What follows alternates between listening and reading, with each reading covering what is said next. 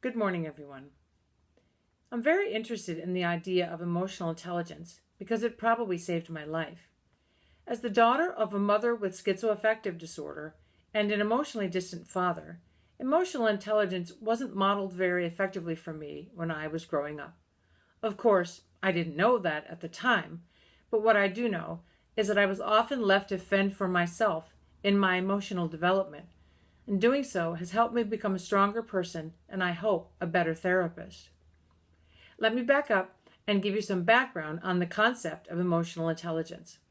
The idea of social intelligence was first introduced by Edward Thorndike in the 1930s. This was followed in the 1940s by the thought that affective components of intelligence may be essential to success in life. Psychologists have since considered this notion in a variety of ways. Then in 1995, psychologist and New York Times science writer Daniel Goleman, who it should be noted did not coin the term, popularized the concept of emotional intelligence in his book, Emotional Intelligence: Why It Can Matter More Than IQ. He writes, "Emotional intelligence forms the juncture at which cognition and emotion meet. It facilitates our capacity for resilience, motivation, empathy, reasoning, stress management, communication, and our ability to read and navigate a plethora of social situations and conflicts. Emotional intelligence matters, and if cultivated, affords one the opportunity to realize a more fulfilled and happy life." Well, that's a lot to unpack. But when we're just trying to get through life, when we're being buffeted by the winds of reality, when something happens that threatens to push us off our square, it is emotional intelligence that can make the difference between getting through things that are thrown to us or feeling like we are ready to give up altogether.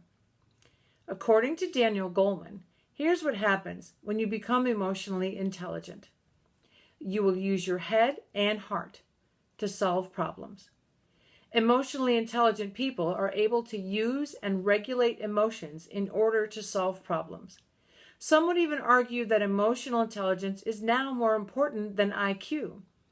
Being smart does not necessarily translate into success. You will have self-awareness. Self-awareness is knowing what you're feeling and why you're feeling that way, knowing where feelings are coming from, and helping to figure out how to work through them is an important part of behaving in an emotionally intelligent manner. You will have strong self-management skills. This refers to the ability to regulate emotions. It's knowing when being emotional is resourceful and when it can be harmful. You will be a good leader. You will be empathetic. Having empathy as an emotionally intelligent person allows you to step outside of yourself and see another person's perspective. You will have impressive social skills. Possessing qualities of an ambivert, that's someone who falls in the middle of the introvert-extrovert continuum, will allow you to assess the situation and call on the necessary approach to achieve social success. You'll be a great communicator, be good at conflict resolution, and work well in a team.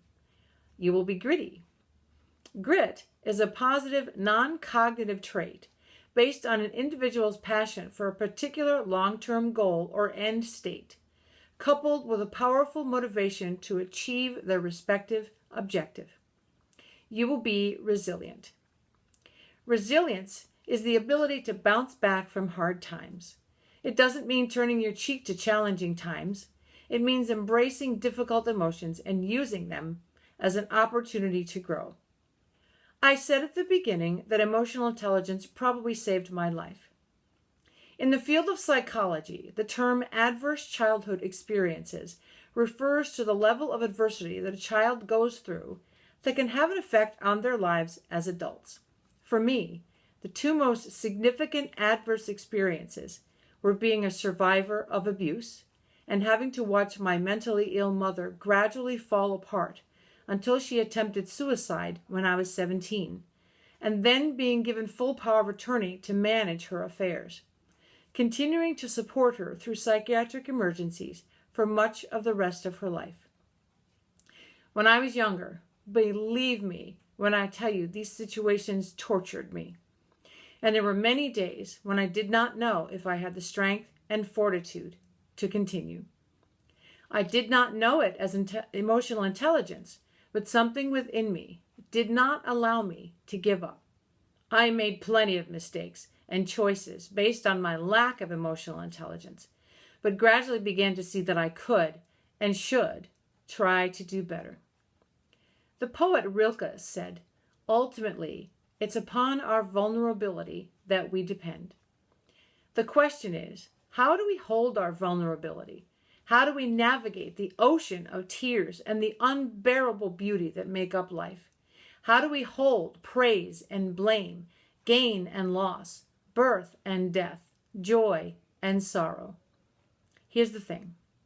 Emotional intelligence can exist within each of us, but can also exist within an ecosystem.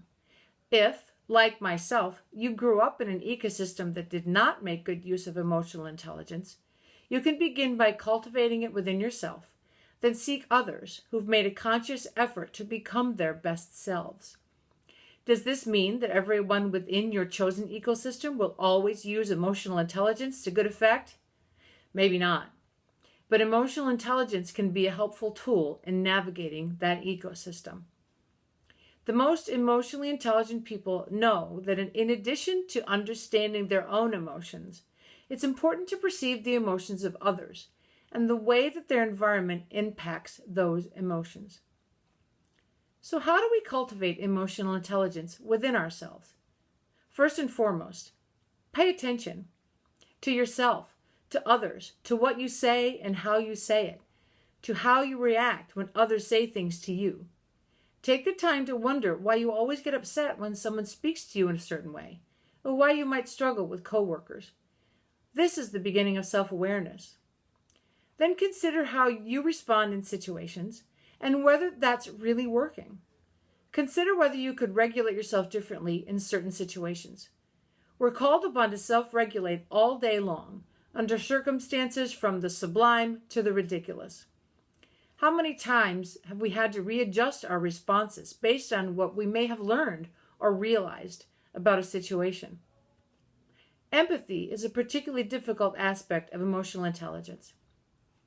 It requires us to listen without judging, to step outside of our own emotions, not to seek to fix the situation, but to be with someone wherever they are. Emotionally intelligent social skills or leadership does not mean that you're the center of attention or tell the best stories, but rather you can leave space for others. Invite those who may not be most comfortable to be part of the experience and listen to different points of view without trying to change someone's mind. Finally, you will be better able to face difficult situations by recognizing that it's okay to be frustrated or angry or scared or hurt. Then trust yourself to work your way through, asking for help when you need it. Emotional intelligence does not take away struggles, but it can give you the tools to navigate them when they occur.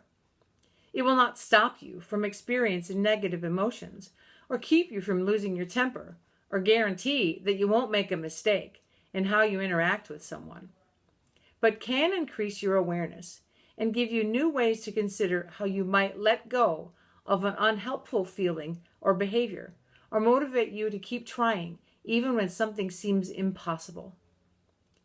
I hope that learning about emotional intelligence will help you to bend, but not to break.